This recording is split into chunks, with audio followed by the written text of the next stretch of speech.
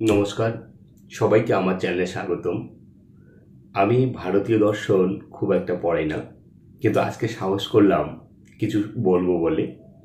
তো আজকে ভারতীয় দর্শনের আমি বেদান্ত ফিলসফি সম্পর্কে একটু বলবো, বিশেষ করে মাধবাচার্য সম্পর্কে, তার বেদান্ত দর্শন নিয়ে আমি কথা বলবো। কারণ অনেকেই আমাকে বলেছেন যে মডার্ন কন্টেম্পোরারি ইন্ডিয়ান ফিলসফির উপর কিছু বলতে।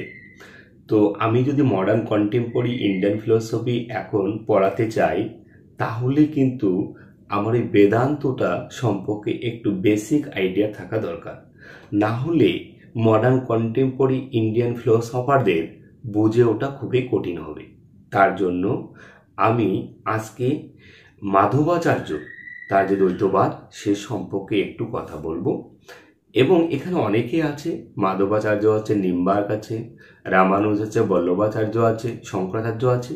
কিন্তু এখানে একটা বিষয় আমাদের মাথায় রাখতে হবে যে শঙ্করাচার্য এবং রামানুজ, এনাদের সম্পর্কে আমরা কিন্তু অলরেডি জানি, কিছু না কিছু জানি। কিন্তু পরবর্তী অর্থাৎ নিম্বার্ক, মাধবাচার্য, বল্লভাচার্য, এদের সম্পর্কে আমাদের জানতে হবে। এটা হয়তো যারা বিভিন্ন পরীক্ষার জন্য সেট এক্সাম, বিএসসি যারা প্রিপারেশন নিচ্ছে, তাদের সবার এটা কাজে লাগবে। তো আজকে আমি চেষ্টা করছি কতটুকু বলতে পারি। দেখো, তোমার ক্লাসটা ভালো লাগলে আমার ভালো লাগবে। আমি স্লাইড দেখে পড়াবো। তোমরা জানো আমি কম্পিউটারে, ল্যাপটপে স্লাইড শো করে সেখান থেকে ভিডিও করে পড়াই। তো দেখো আমার স্লাইডগুলো, আশা করি তোমাদের ভালো লাগবে। দেখো, আমি এখানে বেদান্ত স্কুল লিখে রাখছি, কিন্তু বেদান্ত স্কুল বলতে অনেকগুলোকে বোঝায়। তোমরা শঙ্কর, রামানুজ, ওটা অলরেডি জানো। তাই সেটা সম্পর্কে আমি আর এখানে বলছি না, কারণ এটা সাধারণত হাই সেকেন্ডারি থেকে শুরু শঙ্কর রামানুজ সম্পর্কে কথা বলা। গ্র্যাজুয়েশনে পড়েছো, এমএ তো পড়েছো। অনেকের বেদান্ত, বিশেষ করে মাধবাচার্য, রামানুজ, নিম্বার্ক, ওদের সম্পর্কে বলা নেই। তো তাদের জন্য আমি এই বিষয়গুলো সম্পর্কে একটু কথা বলছি। তো আজকে আমি মাধবাচার্য সম্পর্কে কথা বলবো, কিন্তু বলার আগে এই কয়েকটা বিষয় কিন্তু বলে নিচ্ছি। কারণ এই জন্যই কারণ দেখো, ফিলোসফি বুঝতে গেলে ফিলোসফি পড়া একটা জিনিস, আর ফিলোসফি বোঝাটা একটা জিনিস। কারণ ফিলোসফির যে বিষয়গুলো একটার সঙ্গে আর একটা লিঙ্কেজ। তো লিঙ্কেজ কেন? কারণ এভাবেই দর্শন চর্চা হয়েছে। আর এখানে দেখো, আমি একটা শব্দ লিখে রাখছি, ভক্তি এবং প্রপত্তি। অর্থাৎ ভক্তি ও প্রাপ্তি, এখানে যে ব্যাপারটা উঠে আসে, এই শব্দগুলো সম্পর্কে আমাদের জানতে হবে। বিশেষ করে এই জ্ঞানেই মুক্তির একমাত্র উপায় বলে আমরা কিন্তু যাকে জানি তার নাম শঙ্করাচার্য। আর ওইদিকে ক্লাসিক্যাল ইন্ডিয়ান ফিলসফিতে আমরা কিন্তু দেখতে পাই, কিন্তু বলেছে যে জ্ঞানটাই একমাত্র মুক্তি। অর্থাৎ পুরুষ এবং প্রকৃতির যে ভেদ জ্ঞান, যেটাকে বিবেক জ্ঞান হলেই মানুষের কৈবল্য লাভ হয়, এমনটা কারা বলে, তাই না? এবং ওই একই পথে কিন্তু আমরা দেখি শঙ্করাচার্য, তার দর্শনেও কিন্তু বলেছেন তিনি যে একমাত্র জ্ঞান, ব্রহ্মজ্ঞান লাভ হলেই তবেই তোমার মুক্তি লাভ হবে। কিন্তু শঙ্করের পরবর্তী, বিশেষ করে রামানুজ, নিম্বার্ক, মাধবাচার্য, বল্লভাচার্য, যারা শঙ্করের পরবর্তী, তারা কিন্তু জ্ঞানের কথা বলেননি। বিশেষ করে রামানুজ যা আছে, সেই রামানুজ থেকে অতিক্রম করে আমরা রামানুজের পরে যাদেরকে পাবো, তারা কিন্তু সবাই জ্ঞানের সঙ্গে সঙ্গে ভক্তির কথা বলেছে। আমরা সাংখ্য দর্শনে যেমন জ্ঞানের কথা পেয়েছি, পরবর্তীকালে যোগ দর্শনের যেমন কর্মের কথা বলে, অনুরূপভাবে এখানে শঙ্করের পরবর্তী যারা আছে, তারা কিন্তু জ্ঞান এবং কর্ম দুটোর কথা বলে। বুঝতে পারলে? এই জায়গাটা কিন্তু তোমাদের একটু মাথায় নিতে হবে। দেখো, আমি খুব একটা জানি না, তবে যতটুকু আমার মনে হয় আমি ততটুকুই বলি বোঝার জন্য। এখানে দেখো বলছে, এই জ্ঞানেই মুক্তির একমাত্র উপায় নয়, এই নিয়ে শঙ্করের পরবর্তী বৈদান্তিকদের মধ্যে একটা মতবিরোধ আছে। এই যে জ্ঞান অতিক্রম করে যে তিনটি শব্দ আমরা পাই, সে তিনটি শব্দ কি? মেডিটেশন অর্থাৎ ধ্যান, এটাও একটা মুক্তির উপায়। প্রেয়ার অর্থাৎ উপাসনা, এটাও একটা মুক্তির উপায়। এবং ডিভোশন অর্থাৎ ভক্তি, এটাও মুক্তির উপায়। অর্থাৎ জ্ঞান আছে, জ্ঞান লাগবে, তার সঙ্গে এই তিনটিকে তোমাকে চর্চা করতে হবে, তবেই তোমার মুক্তি লাভ হবে। মুক্তি বা প্রাপ্তি লাভ। প্রাপ্তি লাভ মানে হলো আত্মার সম্পূর্ণ বিলোপ সাধন হওয়া। আত্মার মানে সম্পূর্ণ আত্মার বিলুপ্তির নামই হলো প্রাপ্তি। এই প্রাপ্তি পেতে গেলে তোমাকে এই তিনটি শব্দের সঙ্গে পরিচয় হতে হবে। কাদের ক্ষেত্রে? যারা শঙ্করের পরবর্তী বেদান্ত দর্শন নিয়ে কথা বলেছে। বুঝতে পারছি? চলো, শঙ্করের পরবর্তী হিসেবে আমরা কাকে আজকে পড়ব? আজকে যাকে পড়ব তার নাম মাধবাচার্য। তিনি এই বেদান্ত সম্পর্কে অর্থাৎ বেদান্ত দর্শনে তার যে মতবাদ, সেই মতবাদটা দ্বৈতবাদ নামে পরিচিত। আমি কিন্তু শঙ্কর, রামানুজ ওদের কথা কিন্তু বাদ দিলাম, শুধু এর কথাই বলছি। তো দ্বৈতবাদ কেন? তিনি বিশিষ্ট দ্বৈতবাদী নামে পরিচিত, আনকোয়ালিফাইড ডুয়ালিজম। অ্যাকচুয়ালি কেন, সে ব্যাখ্যা আমরা দেব একটু পরে গিয়ে। তিনি শঙ্করের সমালোচক। কার? শঙ্কর। আমরা জানি যে শঙ্কর কি অদ্বৈত বেদান্তিক, তাকে সমালোচনা করে তিনি দ্বৈতবাদ প্রতিষ্ঠা করেন এবং তিনি শঙ্করের একজন বড় সমালোচক। এবং তিনি মনে করেন এই যে অদ্বৈতবাদ, শঙ্করের যে অদ্বৈতবাদ, সেটাকে তিনি ডিসিপফুল ডেমন বলেছেন। এবং কেন বলেছেন?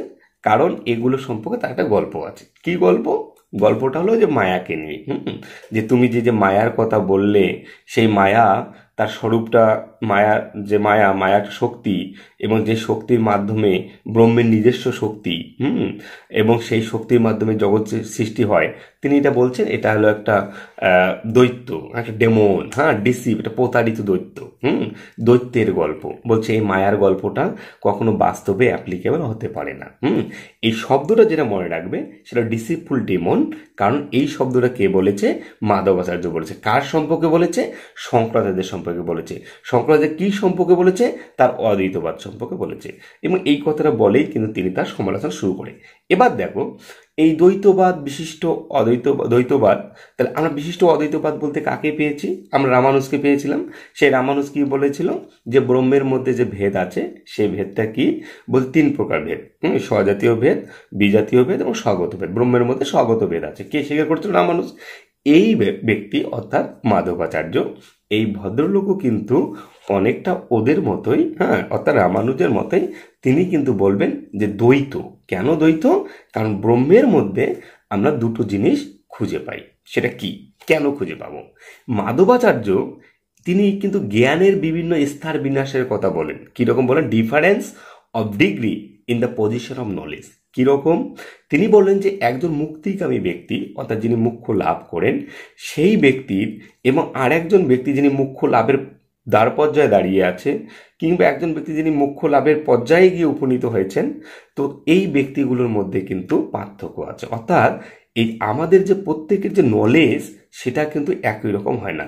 On the basis of the soul, তাদের সোলের যে ক্ষমতা, সোল মানে আত্মা, তা আত্মার ক্ষমতার উপর ভিত্তি করে একজন মানুষের কিন্তু জ্ঞানটা হয়। অর্থাৎ প্রত্যেকটা আত্মারই কিন্তু আলাদা আলাদা জ্ঞান। অর্থাৎ প্রত্যেকটা, আমরা ব্যক্তি জীবনে বলতেই পারি যে প্রত্যেকটা মানুষের আলাদা জ্ঞান, অনুরূপ আলাদা আলাদা মানে জ্ঞানের ভাগ আছে, স্তর ভাগ আছে। কিন্তু অনুরূপভাবে এখানেও তিনি এই একই কথা বলেছেন যে প্রত্যেকটা মুক্তিকামী ব্যক্তির, অর্থাৎ প্রত্যেকটা আত্মারই এই বিভিন্ন জ্ঞানের স্তর আছে। এবং এটা আমরা ভালো করে কখন বুঝতে পারি? যখন তিনি মুক্তিকামী মানুষদের নিয়ে কথা বলেন এবং সেখানে গিয়ে তিনি শালুক্য লাভ, সাহিত্য লাভ, এরকম কয়েকগুলো 4টে স্তর ভাগ করেছেন, সেখানে কিন্তু এই জিনিসটা ভালো করে বোঝা যায়। কিন্তু তোমাদের মনে রাখার যেটা প্রয়োজন, the difference of degree in the position of knowledge, এই যে কথাটা, এই কথাটা কে বলেছেন? মানে জ্ঞানের বিভিন্ন স্তর বিন্যাসের কথা এই বেদান্ত দর্শনে যিনি বলেছেন তিনি হলো মাধবাচার্য। এগুলো বলার পিছনে তার যে গল্প, সেই গল্পটা কি?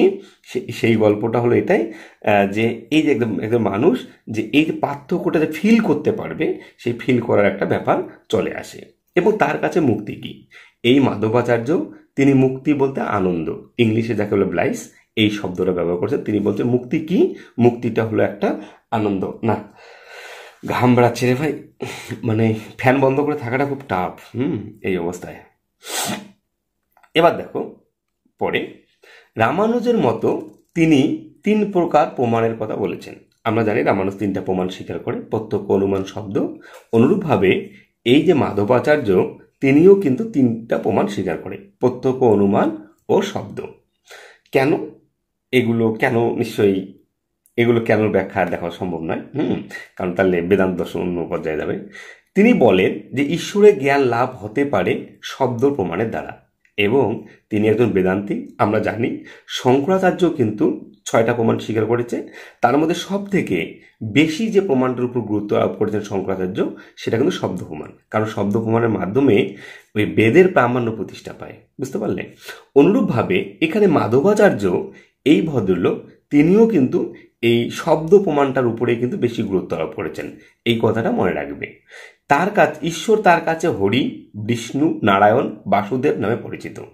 ঈশ্বর, যেটাকে আমরা ঈশ্বর বলি, তো ঈশ্বর শব্দটা তার কাছে কিন্তু হরি, বিষ্ণু, নারায়ণ ও বাসুদেব এই নামগুলোর মাধ্যমে তিনি কিন্তু এই ঈশ্বর, এটাকে তিনি মানে গড যেটা বলি, সোল অ্যান্ড গড, এই গড শব্দটাকে তিনি কিন্তু চিহ্নিত করেছেন। কি? হরি, বিষ্ণু, নারায়ণ, বাসুদেব। এই শব্দগুলো কিন্তু মনে রাখবে, কারণ এগুলো থেকে পরীক্ষায় দিতে পারে যে এই শব্দগুলো কে মানে গড বা ব্রহ্মের সগুণ ব্রহ্মের আকার হিসেবে কে বলেছেন, তখন কিন্তু এই নামগুলো তোমাদের বলতে হবে। এবার দেখো, এবার একটা গল্প আছে যে মীমাংসকদের মতো মাধবাচার্য তিনি কিন্তু শত প্রামাণ্যবাদে বিশ্বাস করে। শত প্রামাণ্যবাদটা কি বলতে, জ্ঞান যেভাবে উৎপন্ন হয় সেই জ্ঞানের প্রামাণ্য আমরা শতই গ্রাহ্য আমাদের কাছে। সেখানে ইনডাইরেক্টলি অন্য কিছু প্রয়োজন হয় না। এইটাই শত প্রামাণ্যবাদ। তো এই শত প্রামাণ্যবাদই কিন্তু এই মীমাংসকদের মতো তিনি কিন্তু গ্রহণ করেন। কিন্তু একটা জিনিস আমরা কিন্তু লজিক্যালি ভাবতেই পারি, সেটা কি, যে রামানুজের পরবর্তী যতজন আছে তারা কিন্তু সবাই কিন্তু এই শত প্রামাণ্যবাদে বিশ্বাস করবে। এটা কিন্তু আমার লজিক্যালি মনে হলো। তোমরা একটু ভেবে দেখতে পারো কেন শত প্রামাণ্যবাদ। তারা মনে করবেন যে অ্যাকচুয়ালি এরা তো দ্য ফিলিংস টু গড, ঈশ্বরের মানে ব্রহ্মের ফিলিংসের কথা বলে না। তো যার জন্য এরা কি হয়, যেটা আমাদের কাছে জ্ঞাত হয় তার যে এভিডেন্স বা তার যে এক্সিস্টেন্স প্রমাণ করার জন্য আমাদের অন্য কোনো হেল্পের প্রয়োজন হয় না, বা অন্য কোনোভাবেই আমরা প্রমাণ করতে পারি না, সেটা কিন্তু আমার কাছে শতভাবেই গ্রাহ্য হয়। তো this logic may be applicable to after রামানুজের ফিলসফি, আর রামানুজের পরে যারা আসছে তাদের সবার ক্ষেত্রে কিন্তু অ্যাপ্লিকেবল হতে পারে। দেখো, মাধবাচার্য রামানুজের মতোই ঈশ্বর, আত্মা, জড়কে শাশ্বত মনে করেন। যেমন রামানুজ ঈশ্বর, আত্মা, জড় এই সবগুলোকে শাশ্বত মনে করেছেন, অনুরূপভাবে এই মাধবাচার্য তিনিও কিন্তু এই তিনটিকে শাশ্বত মনে করেন। কারণ God, soul and matter as the three entities which are eternal and absolute, এই শব্দটা কিন্তু মাধবাচার্য বলেছেন যে রামানুজের মতোই তিনি কিন্তু তিনটি সত্তাকে নিত্য বা শাশ্বত হিসেবে মনে করেন। এবার দেখো, মানে এই ইন্ট্রিনসিক ভ্যালিডিটি যেটার কথা বললাম না, এটা কিন্তু খুব ইম্পর্টেন্ট জিনিস। মীমাংসকদের সঙ্গে এদের তো অত বোঝালে ভিডিও বড় হয়ে যাবে। অ্যাকচুয়ালি এগুলো বোঝার জন্য লং টাইমের প্রয়োজন। দেখো, তার কাছে বলতে কার কাছে বলছে? মাধবাচার্যের কাছে। তার কাছে এই জগৎ ঈশ্বরের প্রকাশ নয়, ঈশ্বরের ইচ্ছার ফল। কারণ তিনি জড় ও আত্মাকে ঈশ্বরের শরীর বলেন না, দুটো আলাদা। তিনি বলেন তাদের আলাদা স্বতন্ত্র অস্তিত্ব আছে। They have substantive existence themselves. কাদের বলতে? জড় এবং আত্মা, এই দুটো কিন্তু অ্যাকচুয়ালি ঈশ্বরের যে শরীর আমরা যে বলে থাকি যে ব্রহ্মেরই যে পরিণাম, এমন কথা কিন্তু তিনি বলেন না। তিনি বলেন যে ব্রহ্ম সেটা আলাদা, এবং জড় আর আত্মা বা মাইন্ড এবং বডি, বলছে আত্মা, সোল অ্যান্ড ম্যাটার, এই দুটো কিন্তু আলাদা। আবার ব্রহ্ম যেটা, সেটা কিন্তু আলাদা। এই জগৎটা কি? এই জগৎটা হলো ঈশ্বরের অর্থাৎ ব্রহ্মের যেটা সগুণ ব্রহ্ম, সেই ব্রহ্মেরই একটা প্রকাশ। ব্রহ্মের জগতের প্রকাশ না, তার ইচ্ছার ফল। সে যখন চায় তখন এই জগৎটাকে সৃষ্টি করে, বা যখন চায় না তখন সেটাকে ডিস্ট্রয় করতে পারে।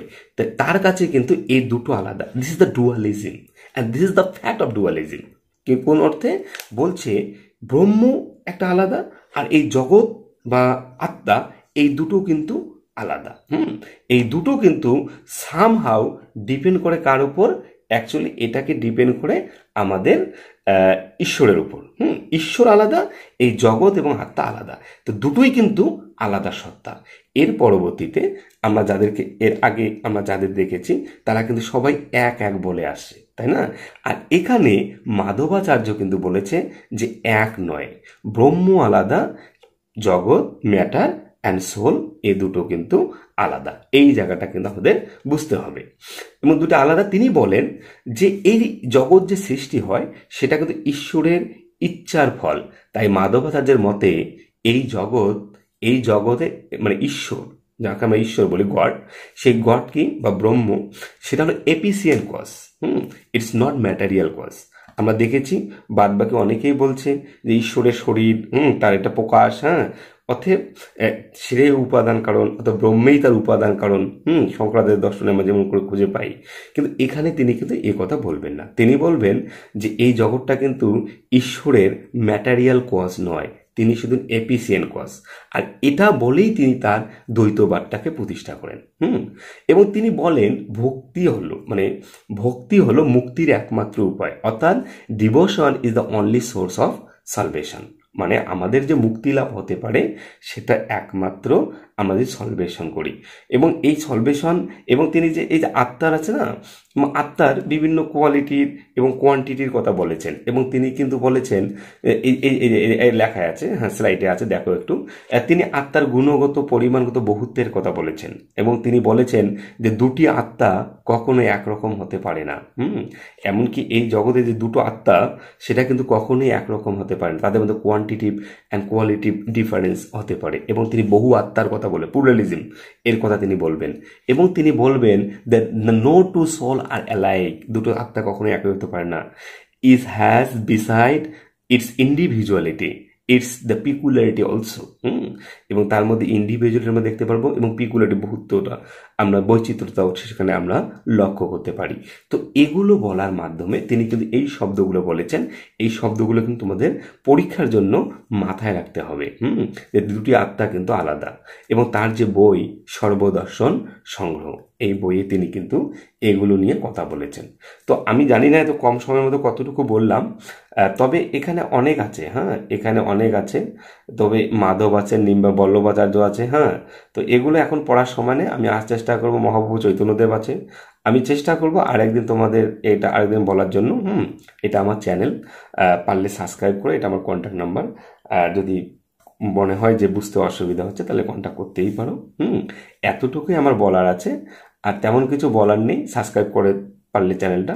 আর ভিডিওটা অনেক বড় হয়ে যাচ্ছে, আমি চেষ্টা করবো খুব কম সময়ের মধ্যে দেওয়ার, কারণ লং ভিডিও হলে অনেকে দেখতে চায় না, দিস দ্য ম্যাটার, আর ভিউ কম হয়ে আসে। আমি চেষ্টা করবো নেক্সট টাইম ভালো করার জন্য। ওকে, ভালো থেকো।